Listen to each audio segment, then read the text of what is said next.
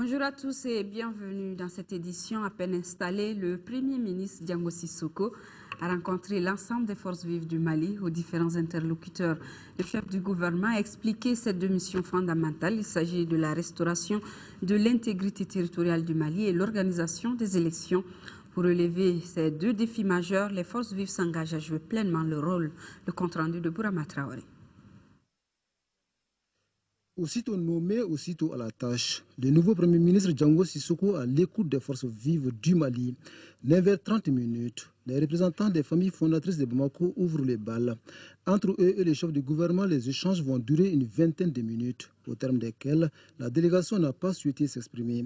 Cette délégation a été suivie de celle des chefs des quartiers de Bamako et de Kati. Principaux sujets abordés, la restauration de l'intégrité territoriale du Mali et l'organisation des élections. Et les chefs des quartiers s'engagent à jouer toutes leurs partitions. Assurer, Monsieur le Premier ministre Diango Sissoko, de l'entière disponibilité de la coordination des chefs de quartier du district de Bamako et Kati, et quant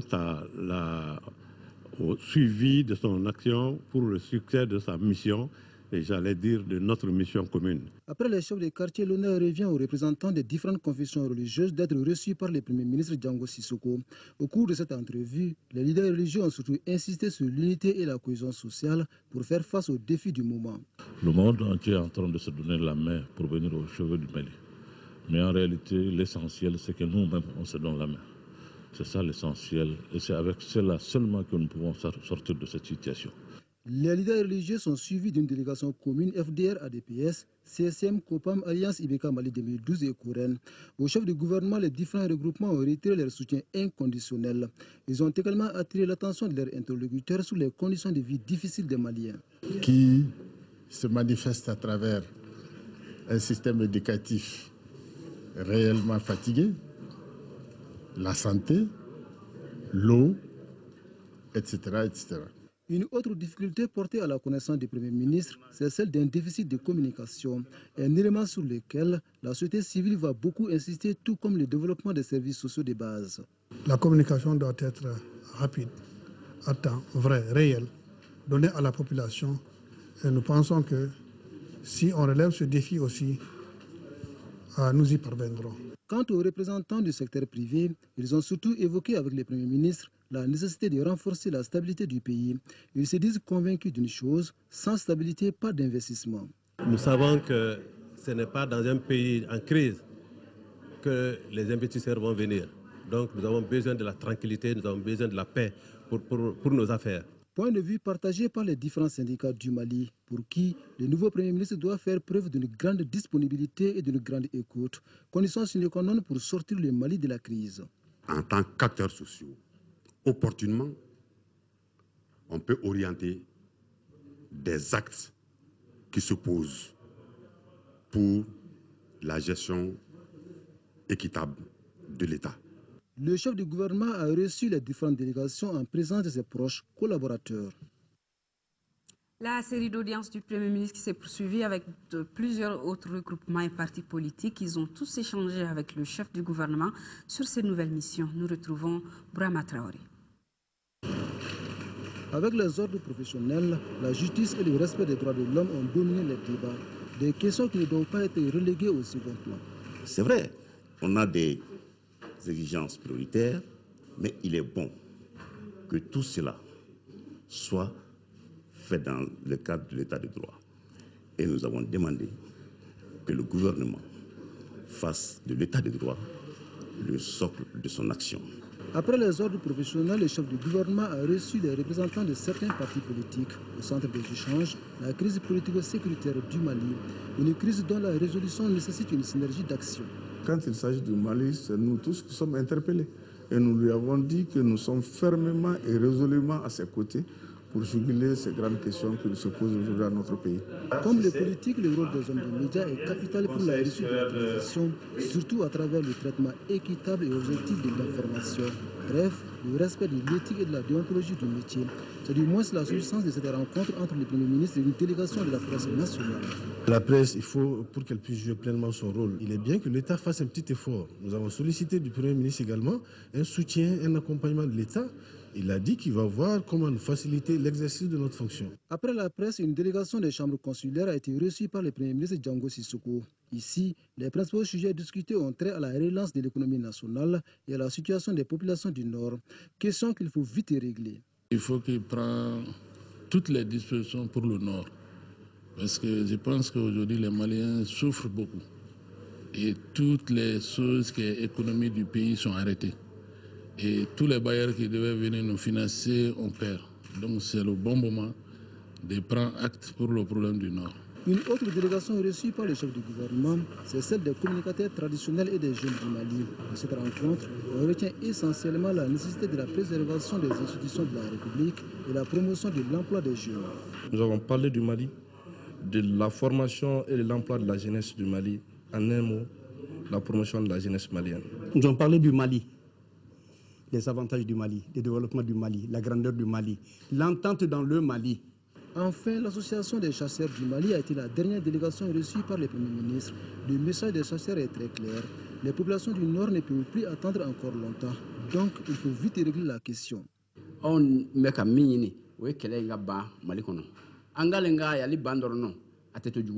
Une série d'audiences avec un seul objectif, trouver ensemble une solution consensuelle et durable à la crise malienne. La 9e édition des rencontres cinématographiques de Bamako, couplée au Festival international de N'Djamena, se tiendra le 22 décembre prochain à l'Institut français de Bamako. C'est les membres de l'Union des créateurs. Ce sont les membres de l'Union des créateurs et entrepreneurs du cinéma, de l'audiovisuel qui ont donné l'information. Modibo Soare était à la conférence de presse. Véritable espace de rencontre et d'échange culturel entre les professionnels et autres acteurs du 7e art, cette manifestation annuelle rassemble depuis sa création en 2003 les professionnels du cinéma et de l'audiovisuel de la sous-région ouest-africaine. Le rendez-vous 2012 des rencontres cinématographiques de Bamako, Festival international de N'Djamena, se tient dans un contexte très particulier suite à la crise sociopolitique et sécuritaire qui traverse notre pays depuis quelques mois. Tout développement est lié à la paix. Le cinéma, comme vous le savez, au Mali a ses problèmes. Mais vu les événements de notre pays, il est clair que le cinéma doit prendre en main sa responsabilité.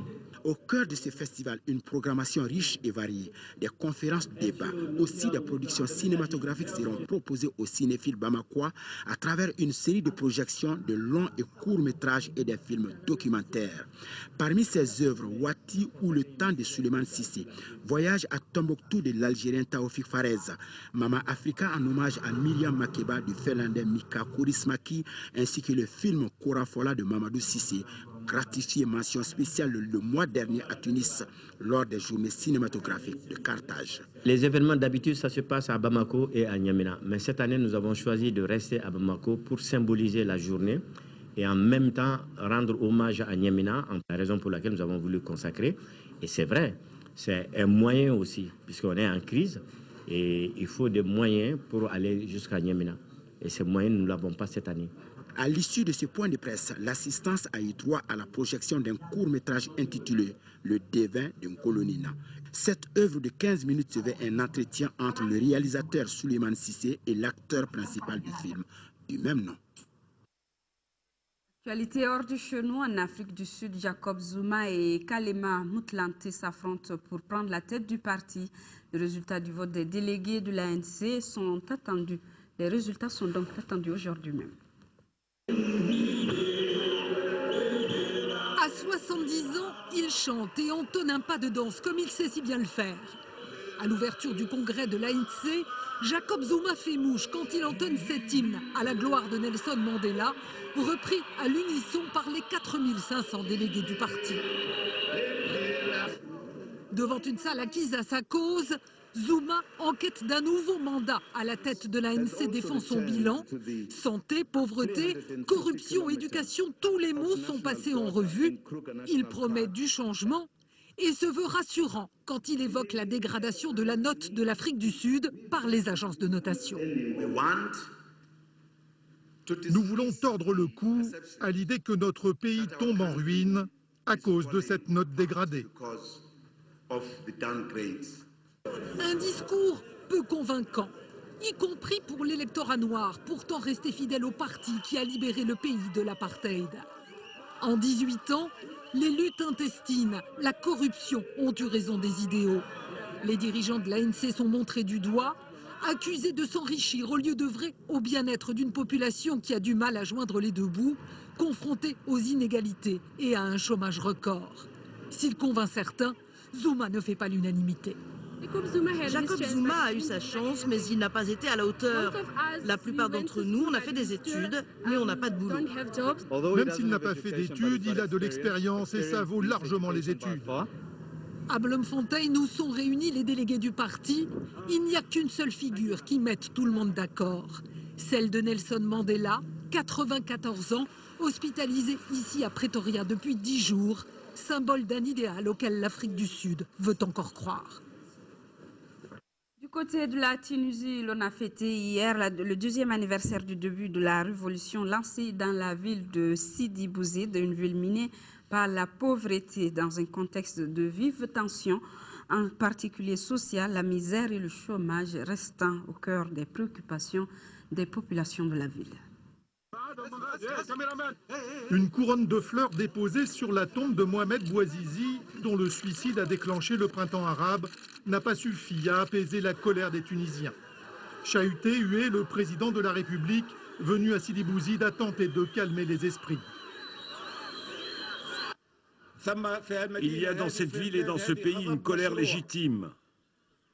Cette colère légitime provient d'un retard dans la réalisation des objectifs de la révolution, que ce soit le châtiment des corrompus ou le développement. Et cette colère, je la comprends car c'est aussi la mienne. Pour seul écho à ce discours, les 5000 manifestants ont jeté des pierres, réclamant la démission du gouvernement. La foule a été contenue derrière les barrières. 2 ans après le début de la révolution tunisienne, la population court toujours après ses rêves de développement. Actualité nationale, sport, football. Les 2 derniers matchs de la 4e journée de la Ligue 1 se sont joués au stade Modibo Keïta.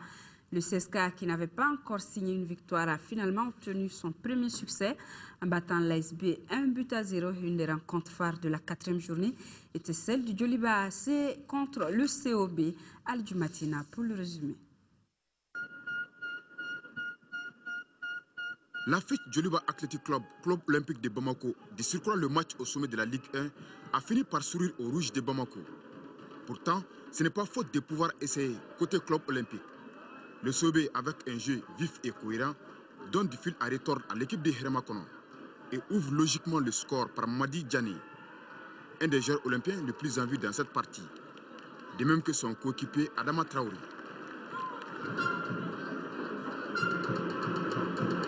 Mené à la pause, la mi-temps fera certainement du bien au Djoliba AC. Cela se matérialise au tout début de la reprise, par l'égalisation de Bougadari Fomba. Ainsi, le nouvel avancante des Rouges inscrit son tout premier but sur ses nouvelles couleurs. Dès lors, le COB perd sa dynamique et son efficacité défensive, ce qui sera judicieusement exploité par Mohamed Sissé à la 85e minute, qui brûle la politesse à la défense olympienne, avant d'offrir un caviar à Nico Dao, qui marque le but de la délivrance. L'adversaire était supérieur dans le jeu, mais seule la victoire compte. Le centre Salif Keïta, qui court derrière sa toute première victoire de la saison, avait fort à faire au vert et jaune de l'ASB, qui reviennent d'une défaite lors de la 3e journée face à la Somme. Ça démarre sous les ordres du référé central Aruna Koulibaly, qui n'aura pas grand-chose à signaler durant les premières 45 minutes, où la plus nette occasion est à l'actif de Malik Berté, l'attaquant de l'association sportive de Bamako. De retour des vestiaires, les pensionnaires de Grand Tigboubou entament pied au plancher la rencontre, mais butent plusieurs fois sur le portier centriste Alassane Diallo, lequel sortira vainqueur plus tard, puisque Tidjani Koulibaly offre la victoire aux boys du CSK à la 75e minute. La défense de l'ASB a manqué de promptitude. Sans être hallucinant, les centristes empochent leurs 3 premiers points. Lors de la 5e journée, Le CESCA sera aux prises avec la gendarmerie de Bamako et l'ASB ira défier à Ségou l'Office du Niger Sport. Les terrains de sport où l'on rencontre le plus souvent l'entorse ou la luxation des affections de l'articulation très fréquentes et qui peuvent être mal gérées dans les conditions domestiques. Les entorses et la luxation peuvent se rencontrer également dans les accidents de la circulation. Focus Santé nous donne plus de détails. C'est une réalisation de Tessira Dambélé.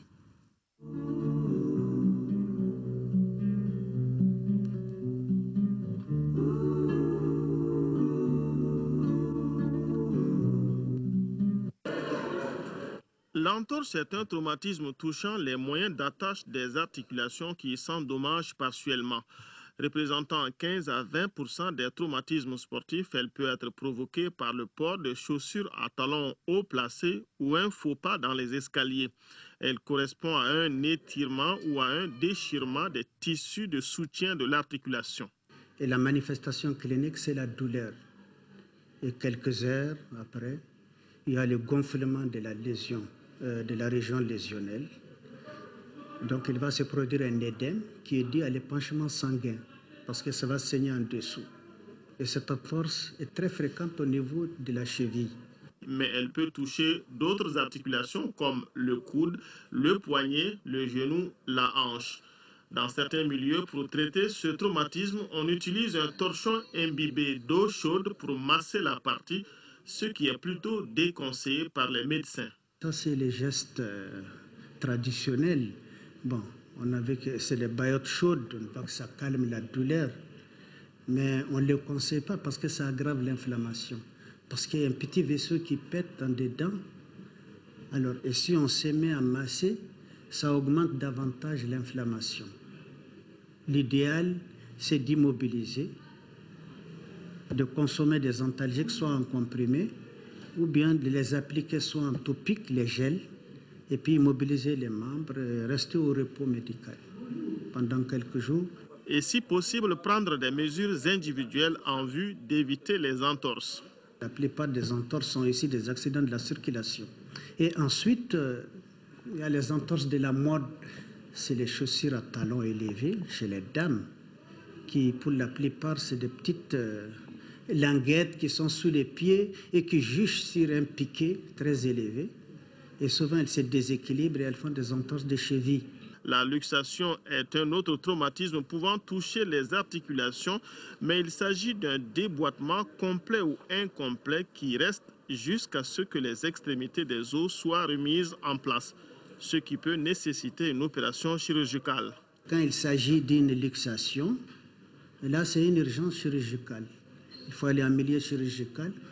On endort le malade parce qu'il y a un déboîtement complet. Les ligaments qui tiennent l'articulation sont sectionnés et les deux extrémités se déboîtent. Elles ne sont plus unies. Il faut les ramener pendant que les malades dorment à leur place et immobiliser. Un accident peut aller jusqu'à la fracture qui est une rupture de la continuité osseuse. Celle-ci peut être simple, complexe ou se manifester par une fissure de l'os. Ce que les praticiens redoutent ici, c'est la fracture de l'extrémité du fémur. Cette fracture, elle est très fréquente chez les personnes âgées. Et au moindre faux pas, ça se casse. Et quand ça se casse, ça fait des dommages graves avec des conséquences fâcheuses qui compromettent la vie des personnes âgées. Donc, en général, on enlève la tête, on lui met une prothèse, c'est-à-dire un appareil prothétique qui remplace la tête en fer. Et puis il marche. Mais quand les malades, les vieillards est couché, victime de cette fracture, ils présentent des complications pulmonaires, urinaires, escarres. C'est pourquoi ça nous inquiète. La mauvaise prise en charge de chacun de ces traumatismes peut conduire à des complications qu'on peut facilement éviter.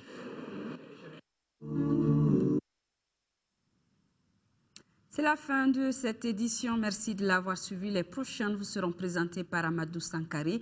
C'est à 18h et 20h. Restons de cœur rédaction avec nos parents des régions sous occupation et à demain 10h.